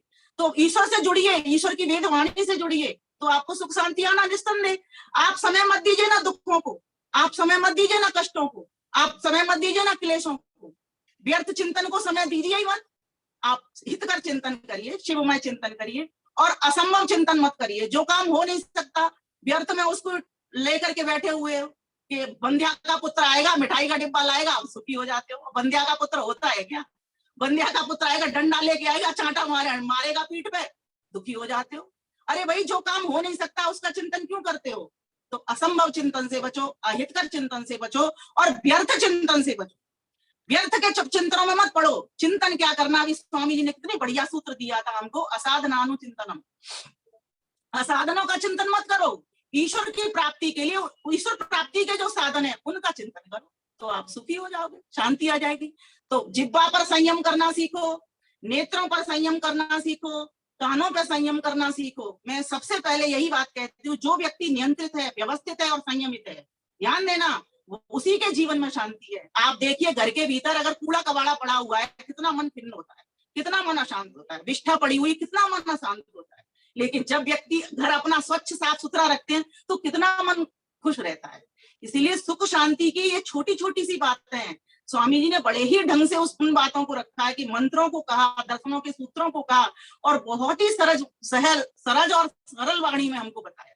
यदि व्यक्ति ये ठान ले, संकल्प कर ले दूसरों को सुधारने से पहले कि मैं अपने आप का सुधार करूंगा, आओ मिल के सुधार करें, आप सबका सुधार करें, ऐसा जीवन हमारा हो, ऐसा जीवन हमारा हो, चांद सितारों से भी बढ़कर उजियारा हो। जब व्यक्ति को ये चिंतन आ जाता है ऐसा करने का, अच्छा सोचूं, सबके लिए भले की सोचूं, सर्वे भवन्तु सुखिनः, उठते के साथ पहला पग जब जमीन पर रखे तो धरती माता के पैर छूओ, दूसरा पग जब आगे को बढ़े तो माता पिता के पैर छूओ, तीसरा पग जब आगे को बढ़े तो गुरुजनों के पैर छूओ। पैर छूने का आप कहोगे गुरुजी तो है नहीं सामने, उनको मन से स्पर्श करिए कि गुरुजी ने अगर मुझे ज्ञान नहीं दिया होता कि माता पिता की सेवा करो, माता पिता के चरण छुओ, तो मैं कैसे माता पिता के चरण छूता, कैसे मैं उनकी सेवा करता, कैसे मैं शुश्रूषा को धारण करता, कैसे मैं उनकी बात को सुनता। इसलिए गुरुजनों के लिए विद्वानों का सम्मान करना, वाणी पर संयम रखिए, वहीं पर विद्वानों का सम्मान करना सीखिए। जिस व्यक्ति के जीवन में ये दो बातें आ जाती है, एक तो वाणी का संयम, व्यक्ति इतना मुंह फट होता है, जो आया वही बोल देता है। ऐसा नहीं है कि वो व्यक्ति अंदर से खराब है, उसको पता नहीं है कि वाणी को कैसे संयमित करना है। तो ये कहाँ से मिलती है हमको शिक्षा? ये गुरुजनों की समीपता से मिलती है। तो आज हमको स्वामी शांतानंद जी ने बहुत ही सुंदर तरीके से हमको बताया कि कैसे अपने जीवन को बनाएं, कैसे परिवार में प्रेम को बढ़ाएं, कैसे भाई भाई के साथ बरते, कैसे भाई बहन के साथ बरते, कैसे ईश्वर की भक्ति हो, कैसे जीवन में राष्ट्र की भक्ति हो, कैसे परिवार की भक्ति आए, माता पितृ भक्त बने हम, देश भक्त बने हम, गुरु भक्त बने हम, ईश्वर भक्त बने हम, पृथ्वी भक्त बने हम। जिस माता ने हमको अन्न भूमि जल सब कुछ दिया, बैठने के लिए आसन दिया, उसके भक्त बने हैं, उसकी संपदा को कभी भी नष्ट नहीं करेंगे, व्यर्थ नहीं जाने देंगे।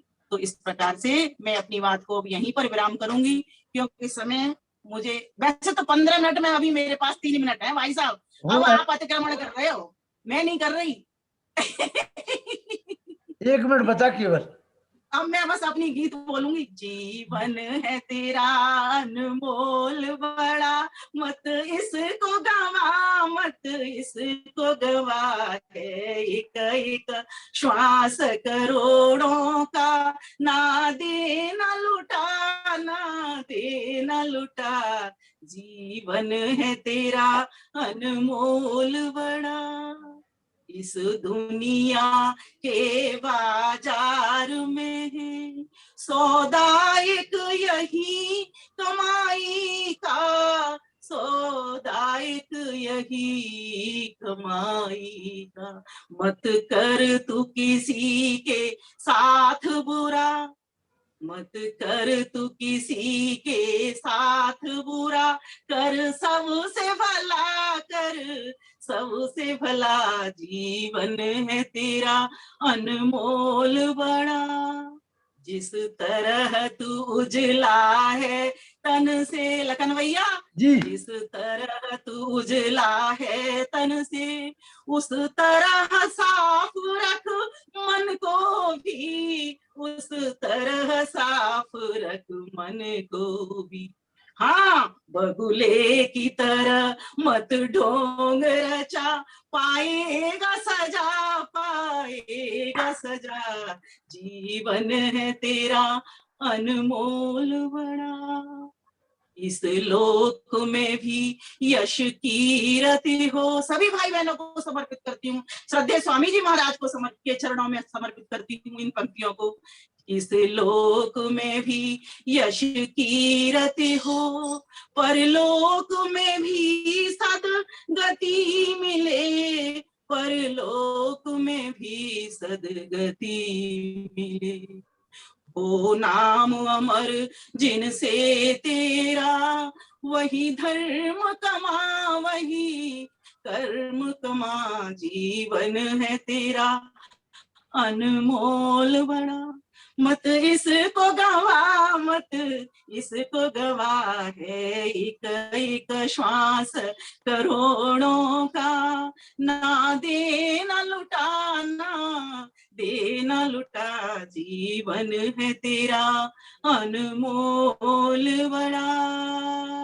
सभी भाई बहनों को हार्दिक शुभकामनाएं कार्यक्रमों की। इसी तरीके से आप सभी वैदिक संस्कृति का प्रचार प्रसार करते रहें, लखन भैया के कार्यक्रम में जुड़ते रहें। कविता बहन को भी नमस्ते, सभी लोग भाई बहन आते रहे, सभी को हार्दिक धन्यवाद, नमस्ते। और बहु प्रतिभा की धनी हमारी बहन विमल वैदेही जी, दर्शनाचार अभी आप लोग को सुन रहे थे, और बहुत अच्छी कवित्री भी है, लेखिका भी है, और कितना मधुर गीत वो आपको मतलब जब भी उनका कार्यक्रम होता है वो सुनने को मिलता है। और स्वामी शांतानंद जी ने तो, जैसा कि उनके नाम के पीछे आनंद लगा हुआ है, निश्चित रूप से जो श्रोता भी हमारे बात में जुड़े, डॉक्टर लालचंद वर्मा जी जो प्रवक्ता है खुर्जा से, हमारे वेद कला संवर्धन का एक यूट्यूब चैनल चल रहा है लाइव, जिस पर देख सकते हैं आप अवनीश मैत्री जी के द्वारा, उसको जाकर के सुनिए आप। स्वामी शांतानंद जी ने कैसे 40 मिनट में गागर में सागर भर दिए, ऐसे ऐसे सूत्र आपको दिए हैं। अगर उन सूत्रों को आपने अपने जीवन में उतार लिया तो निश्चित रूप से आपका जीवन सफल होगा। और ऐसी चीजें जब आप किताबों को पढ़ोगे तो महीनों बरसों लग जाएंगे, और इतने 40 मिनट में जो आपको मिलेंगे ना, ये कभी नहीं मिलेगा, बरसों बारिश की बूंदें तब करके गिरती हैं, बारिश की बूंदें तब करके गिरती हैं। बिल्कुल, और ये मौका आप लोग छोड़ा नहीं करें। मैं निवेदन करूंगा, पहले युधिष्ठिर त्रिवेदी जी को 7 मिनट सुन लें, इसके बाद हम डॉक्टर वेद प्रकाश जी जो हमारे रोहिलखंड के प्रोफेसर हैं बरेली के, उनको सुनेंगे। और डॉक्टर वेद प्रकाश जो हमारे राजकीय महाविद्यालय फरीदपुर बरेली से हैं, उनको भी हम सुनेंगे जी। युधिष्ठिर त्रिवेदी जी, आपका आशीर्वाद ले लें, जो हमारे MBBS डॉक्टर है, बांसवाड़ा राजस्थान के, वर्तमान में आप फ्रैंको अटलांटा अमेरिका में है समय, वहां पर भी आप वेदों का प्रचार प्रसार कर रहे हैं। महर्षि की लगन देखिए आप, कि भारत में तो करते ही करते हैं, लेकिन वहां भी जाकर के हमारे समय डॉक्टर युधिष्ठिर त्रिवेदी जी, 7 मिनट का समय है आपके लिए, स्वागत है आपका।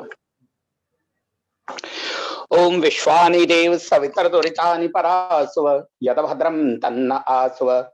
पूज्यपाद स्वामी शांतानंद जी महाराज आज के मुख्य वक्ता, और मुझे रोजड़ में उनके दर्शन करने का भी सौभाग्य मिला था।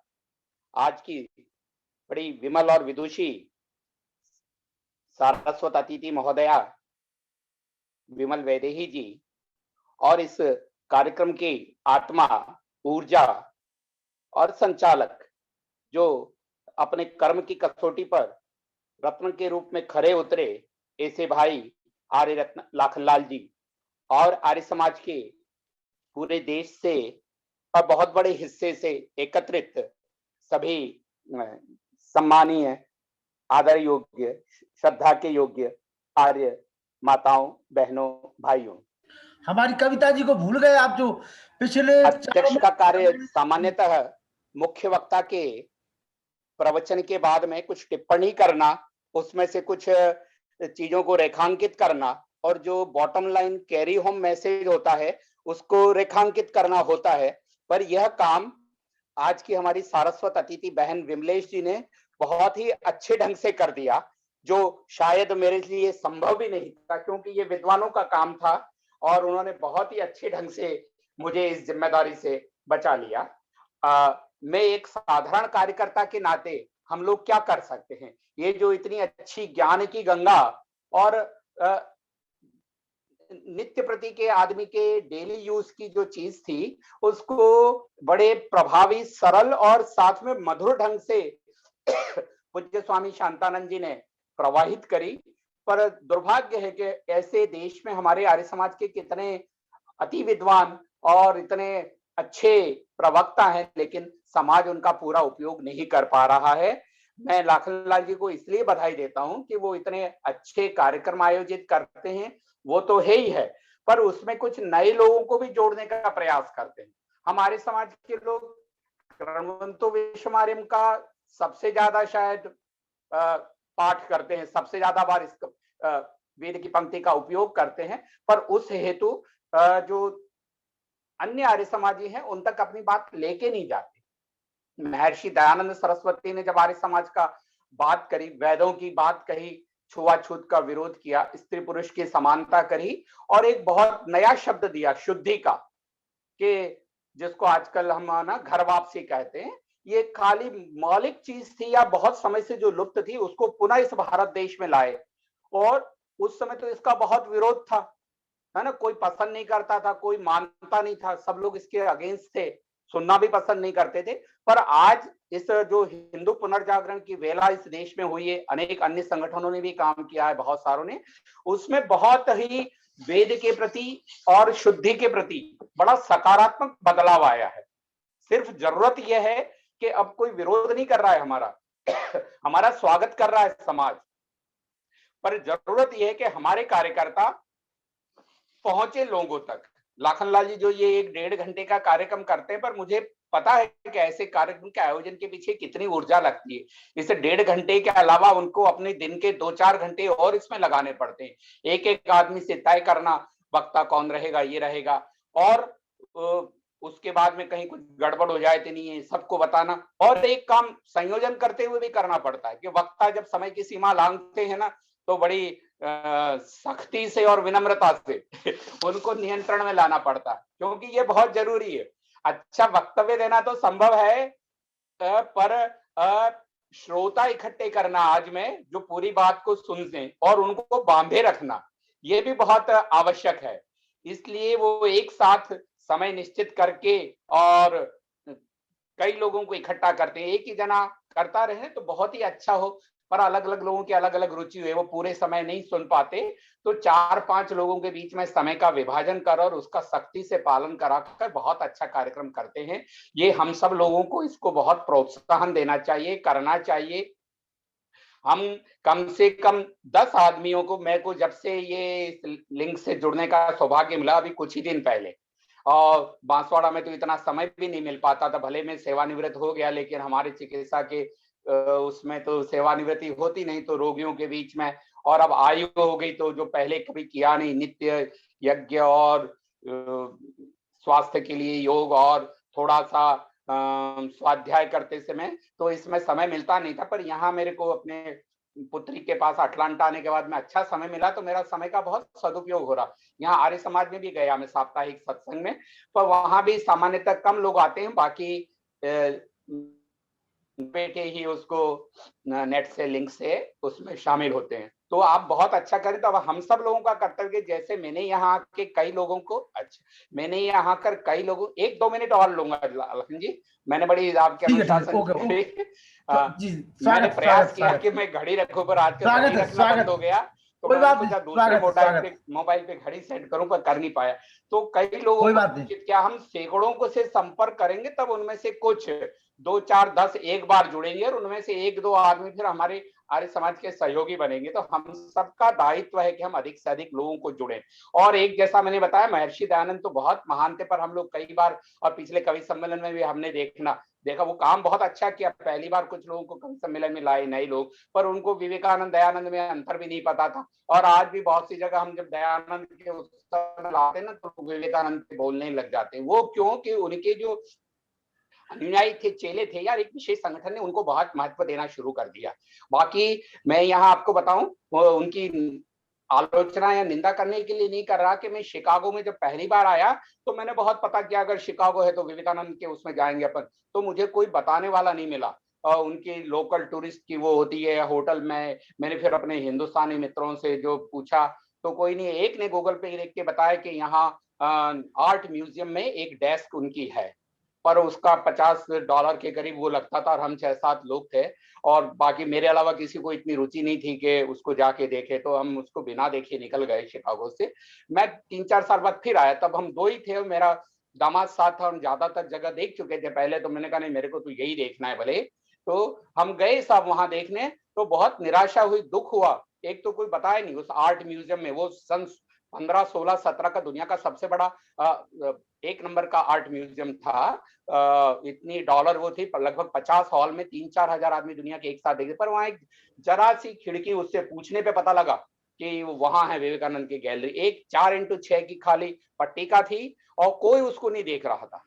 मैं और मेरे दामाद हमने ही बैठ के वहां फोटो खींचा। मैंने कहा वो हॉल कहाँ है, तो उन्होंने कहा हॉल आज नहीं देखेगा। मैंने क्यों, तो कि नहीं हॉल आज किराए दे रखा है। तो भी मैं जबरदस्ती गया, दरवाजे से देखा तो 2-3 बच्चे डांस कर रहे थे और उनकी माएं तालियां बजा रही थी आधे कपड़े। तो हम काम करेंगे तभी महर्षि दयानंद का हुआ। 12 फरवरी को दयानंद दिवस सभी मनाया, पर हमने कैसा मनाया, देश में राष्ट्रीय घटना नहीं बन सकी ये। तो ये जो प्रयास कर रहे हैं लाखनलाल जी, इसका बहुत बहुत स्वागत है, अभिनंदन है, और हम सब प्रणवंतु विश्व माध्यम से जुड़े, और धन्यवाद और आभार। धन्यवाद। और आज आपके बीच में हम एक नई शख्सियत को, युवा साथी को ला रहे हैं, डॉक्टर वेद प्रकाश बरेली, तो हमारे राजकीय महाविद्यालय में वहाँ पे असिस्टेंट प्रोफेसर है। उसके बाद डॉक्टर वेद प्रकाश जी जो पैथोलॉजिस्ट है हमारे बरेली में, उनको भी आशीर्वाद लेंगे हम। Doctor Ved Prakash Bareilly, assistant professor, आप स्नातक हैं यज्ञ तीर्थ, जो हमारा विश्व की सबसे बड़ी यज्ञशाला है, एटा गुरुकुल के आप स्नातक हैं। आइए डॉक्टर वेद प्रकाश जी बरेली, स्वागत है आपका। 5 मिनट में अपनी बात रखेंगे जी। ओम वेदाहमेतं पुरुषं महन्तमादित्यवर्णं तमसः परस्तात् तमेव विदित्वाति मृत्युमेति नान्यः पन्था विद्यते यनाय, नान्यः पन्था विद्यते यनाय।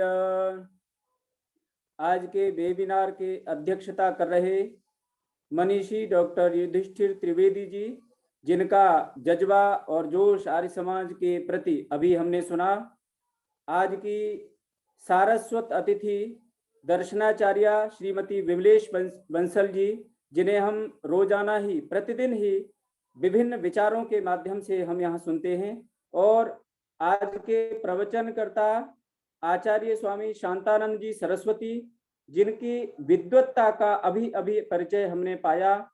सुख शांति के जो भी सुनहरे सूत्र हैं, वास्तव में छोटे से प्रवचन में किस प्रकार गागर में सागर भरा जाता है, श्रद्धेय स्वामी जी ने इसे चरितार्थ किया। और भजन लेकर उपस्थित हुई बहन श्रीमती कविता आर्या जी, इन सभी ने बहुत ही श्रेष्ठ विचार दिए। मैं इन सभी महानुभावों का श्रेष्ठ विचारों के प्रसार में विभिन्न रोजाना ही लगभग योगदान रहता है समाज को श्रेष्ठ और समुन्नत बनाने में। और सबसे अधिक धन्यवाद और ज्ञापित करना चाहूँगा, हार्दिक धन्यवाद देना चाहूँगा संयोजक एवं सूत्रधार, इस कार्यक्रम के सूत्रधार आर्य रत्न शिक्षक लखनलाल जी। वास्तव में आपकी जितनी भूरी भूरी प्रशंसा की जाए वह कम है। आपने जिस प्रकार आर्य जनों को इस मंच पर लाकर खड़ा किया है और रोजाना ही ऐसे ऐसे विद्वानों से रूबरू कराते हैं, हमें श्रेष्ठ विचार सुनने को मिलते हैं। शायद हम उन तक कभी पहुंच ही नहीं पाते। एतदर्थ मैं आदरणीय सूत्रधार महोदय शिक्षक लखनलाल जी का हार्दिक धन्यवाद करता हूं। और सबसे अंत में यहाँ पर इस मंच पर देश के कोने कोने से विद्वान और विदुषियां और जन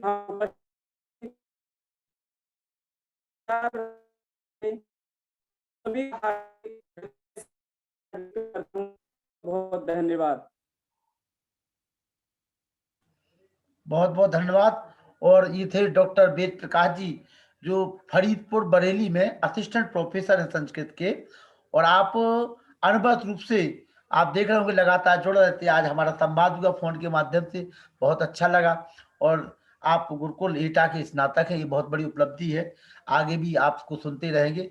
मैं वेद प्रकाश शर्मा जी को आवाज दूं, अपना ऑडियो खोले, एक सूचना मैं आपको दे दूं। कल जो है आपके बीच में जीवन मुक्ति का सहज मार्ग, मित्र गौर जी ध्यान से सुन लें, जीवन मुक्ति का सहज मार्ग, इसको लेकर के आ रहे हैं आचार्य योगेश योगी।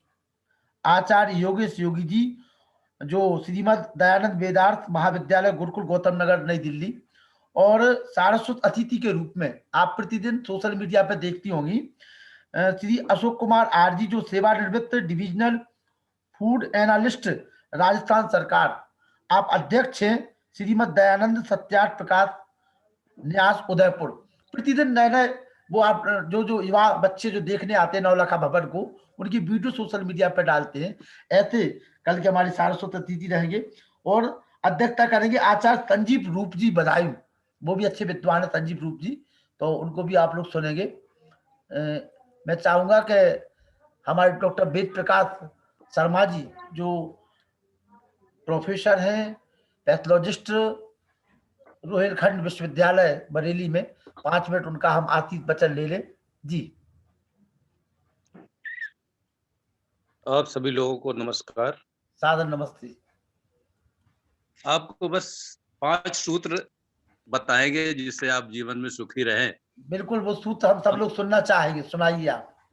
बस उनको स्टार्ट में एक हेडलाइन के रूप में बता देते हैं। जी बता दीजिए। सबसे इम्पोर्टेंट है कि आप पहले खुश रहना, खुद को खुश रहना सीखना पड़ेगा आपको।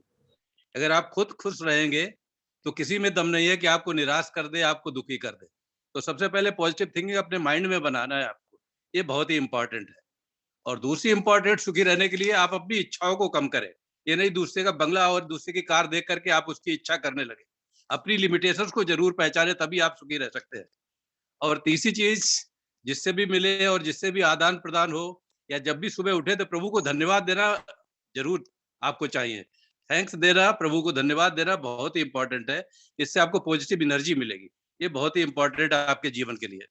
और तीसरी इंपॉर्टेंट चीज जिससे कि आप सुखी महसूस करेंगे, प्रफुल्लित महसूस करेंगे, चाहे थोड़ी सी ही मदद करें, लेकिन हर एक आदमी की प्रतिदिन थोड़ी ना थोड़ी मदद कर दे। जो आपको नीडी पर्सन लगे उसको आप मदद जरूर करें। इससे आपकी आत्मा को भी प्रफुल्लित होगी और आपको बड़ी खुशी का अनुभव महसूस होगा। और पांचवी इंपॉर्टेंट चीज है, लोग आजकल दुखी क्यों है, वो चीज हर एक को। आवाज आ रही है आपको? आवाज आ रही है, आपकी आवाज आ रही, जी बोलिए। सुरेश गौतम जी मुड़ी हिला रहा तो समझ जाना आपके, हाँ आवाज आ रही है। हाँ, सुरेश गौतम जी अमेरिका से मुड़ी हिला रहा जी। आजकल आदमी दुखी क्यों है? सबसे आजकल आदमी दुखी इसलिए है कि वो अपनी माता पिता की सेवा नहीं करता। जो आदमी अपनी माता पिता की सेवा करता है, अगर जीवित है, वो सबसे सुखी इंसान है। और उनसे बहुत ही अच्छी दुआएं हमको मिलती है, जिससे हम जीवन में प्रफुल्लित रहेंगे। तो ये 5 सूत्र अगर आदमी अपना लेता है तो जिंदगी में हमेशा सुखी रहेगा। तो इसके साथ ही हम आर्य रत्न लखनलाल जी का साधुवाद देते हैं, बहुत बहुत धन्यवाद देते हैं, उन्होंने हमको 5 मिनट दिए। और बाकी हमारे जो शुद्धि कार्यकर्ता सुधी लोग थे, जैसे कि हमारे शांतानंद जी, उन्होंने बहुत ही अच्छा हमको एक मंत्र सुनाया कि काम हो धीरो अमृता स्वयंभू रसेन तृप्तो न कुतश्चनोना तमेव विद्वान न विवात मृत्युर आत्मन धीर अजरम विवानाम। तो बहुत ही अच्छा मंत्र है, उसको आप अगर चाहे तो डेली आप उसको जब भी संध्या करें उसके बाद आप इसको पढ़ सकते हैं, तो आपके अंदर पता चलेगा परमात्मा कैसा है, तो आप डायरेक्ट परमात्मा से कनेक्ट हो सकते हैं, इसका जाप भी कर सकते हैं। तो आप सब लोगों को बहुत बहुत धन्यवाद। ओम शांति। मैं अपनी भाभी धन्यवाद। और जहां हम युवाओं को सुन रहे हैं, अपने स्वामी शांतानंद जी स्वामी जी को सुन रहे हैं, वही हमारी माता जी है नीलम धामिया जी। नीलम धामिया जी हैं हमारी माता जी, उनको भी हम 2 मिनट सुनेंगे, उनका भी आशीर्वाद लेंगे जी। माता जी विमलेश कुमार जी इसके बाद तैयार हैं, विमलेश कुमार सिंह जी। जी जी माता जी बोलिए। आज जितने लोगों ने भी बोला, पहले तो मैं सभी जो उपस्थित हैं इस वक्त सबको मेरी सादर नमस्ते। और आज लोगों ने बोला इतना प्रभावशाली था कि इनसे रोज ही कुछ ना कुछ सीखने को मिलता है। और मैं सोचती हूँ कि मैं बहुत भाग्यशाली हूँ कि मैं इनके भाई साहब की समाज से जुड़ी हुई हूँ। और मैं जुड़ने से क्या लग रहा है कि जितनी सेवा कर रहे हैं मैं कभी कभी सोचती हूँ मैं तो कुछ भी नहीं कर पा रही, लेकिन ये देख के एक हमारे लिए रोल मॉडल बन चुके हैं कि जो इतना सारा महीना कार्य करना, और काफी दिन से तो मैं भी साथ जुड़ी हुई हूँ, कभी हो सकता है मतलब कभी कभी लेट भी हो जाती हूँ, बट यहाँ आके इतना मतलब ज्ञान चक्षु खुल रहे हैं। स्वामी जी, जितने स्वामी जी ने बुलाए हैं, जितने बुलाए, और फिर विमल वैदेही जी है ना, ये जो आज आई हुई थी, आज जो आई हुई थी, तो इनका जो है इतनी ज्ञान पूर्वक, इनका इतना ज्ञान, और मुझे कभी आशा ही नहीं थी कि हमारी जो आर्य समाज की महिलाएं हैं, जो वक्ता है, कितना इनका ज्ञान है और कितने इनकी, मैं कहूंगी कि इस चीज में कितना ज्ञान प्राप्त किया हुआ है इन्होंने, और कितनी मेहनत करती होंगी, ये सोच के मैं कभी कभी बहुत ही मन हर्षित होता है कि हमारी महिलाएं कहाँ की कहाँ पहुंची है। पर अभी जो अभी बता रहे थे आप, दिल्ली में कल परसों, पुरुषोत्तम कल था परसों था पवन, हाँ परसों उन्होंने 198वां बर्थडे मनाया स्वामी दयानंद जी का।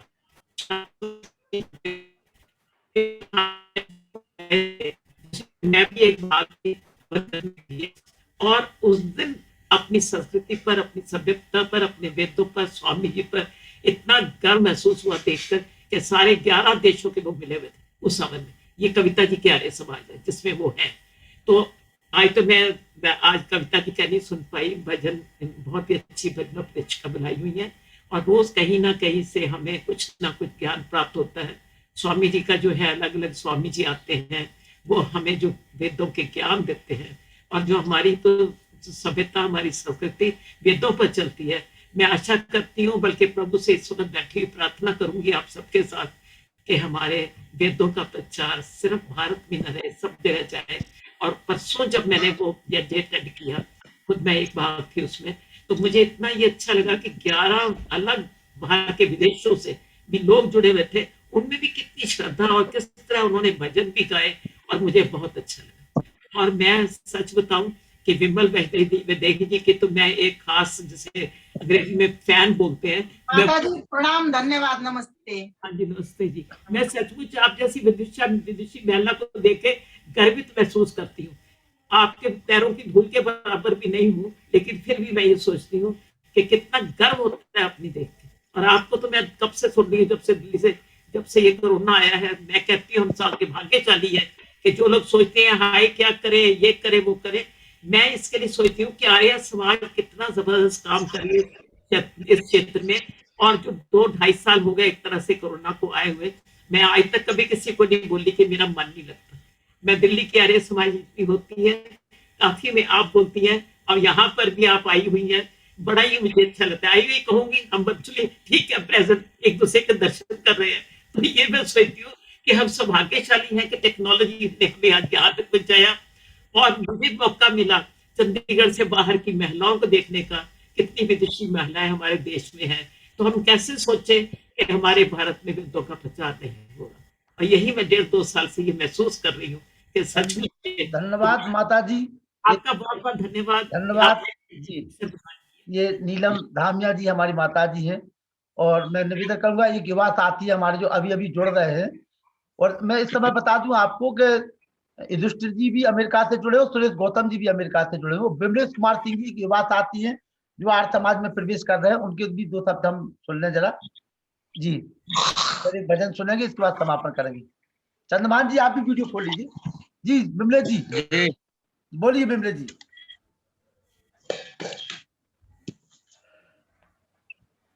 जी बोलिए, पर चंद्रमान जी को सुनना है जी। जी जी। ओम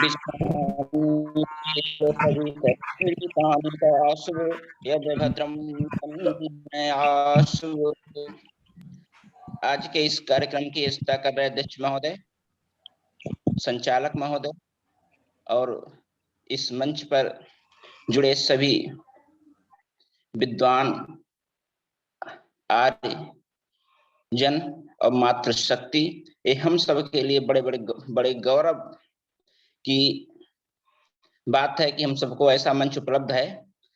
इसके लिए जो संचालक महोदय को बहुत बहुत धन्यवाद।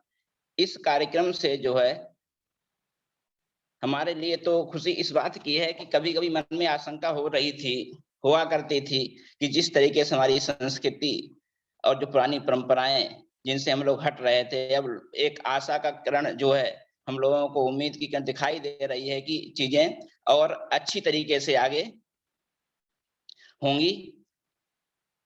तो जो है हमारी संस्कृति को गौरवान्वित करेंगी और हम सबको भी गौरव प्राप्त होगा। तो ऐसे कार्यक्रम से हम सबका जो है यही सामान्य कार्यकर्ता के रूप में प्रयास रहना चाहिए कि और लोगों को अधिकतम जोड़ें और स्वयं जो है अपना समय निकाल के इससे जुड़ें। इन्हीं शब्दों के साथ धन्यवाद, बहुत बहुत धन्यवाद बिमलेश जी, सभी को जोड़िए। चंद्रभान जी, हाँ जी, राजपाल पुरस्कृत शिक्षक पन्ना, आइए। जी भाई साहब नमस्ते। सबका सम्मान करते हुए एक बात कहना चाहता हूँ। दो कहिए आप। जी, जीवन के इस दौर से गुजरते हुए देख रहा था तो मैं समझता था कि मैं कुछ जान रहा हूँ, लेकिन आपसे जुड़ने के बाद आपका आभार हूँ। मुझे लगा कि मैं तो अभी कुएं में ही था और इससे जुड़ने के बाद मैं उस पल का सम्मान करता हूँ कि जब हम आर्य समाज के इस कार्यक्रमों से आपके माध्यम से जुड़े, क्योंकि मुझे बहुत सी जानकारियां ऐसी थी जो मुझे आज तक पता ही नहीं थी, जो जिनकी जानकारियां मुझे हुई, और दुनिया के इतने अच्छे अच्छे लोगों को सुनने का अवसर मिल रहा है। तो मैं तो अपने आप को भाग्यशाली समझता हूँ। सही में आपको मानव रत्न का जो पुरस्कार मिला वो बिल्कुल सही मेरा आपका आभार व्यक्त करता हूँ मैं। आपने हम लोगों को अच्छी स्थिति में लाने के, मानसिक स्तर को सुधारने का अवसर दिया है और ऐसा अवसर मुझे मिलता रहा। इसी शब्दों के साथ मैं आपका आभार व्यक्त करते हुए आपको बधाई देता हूं पुरस्कार के लिए। धन्यवाद। और ये थे, इनको राजपाल पुरस्कार मिला हुआ है, बहुत अच्छे शिक्षक है मध्य प्रदेश के, पन्ना के। आपके भाई तहसीलदार भी हैं और अभी पिछले 4 महीने से आर्य समाज को जान पा रहे हैं और सुन रहे हैं। बहुत अच्छा। इसी प्रकार से हम चाहते हैं कि लोग आर्य समाज को जाने, समझें, आगे बढ़े। भवानी शंकर लोधी जी शिक्षक हैं, योगाचार्य हैं, हमारे ललितपुर के हैं। भवानी शंकर जी, भवानी शंकर जी, भवानी शंकर जी, भवानी शंकर जी आ जाइए। आप भी कैसा महसूस कर रहे हैं पिछले 2 दिनों से, अभी लगातार जुड़ रहे हैं? जी बोलिए। आज तो लेट जुड़ पाए थे। पहले तो सभी आर्यजनों को नमस्कार। नमस्ते जी, नमस्ते जी। आज थोड़ी लेट जुड़ पाए थे, जो है अब कल से प्रयास करेंगे कि समय से जुड़िए, समय से जुड़िए। 7:45 बजे हम ठीक कार्यक्रम प्रारंभ कर देते हैं, ठीक है ना? जी जी जी जी। चलिए, पुष्पा तक अच्छा महसूस होता है, कुछ प्रेरणा भी मिल जाती है। चलिए, आप सभी का बहुत बहुत आभार।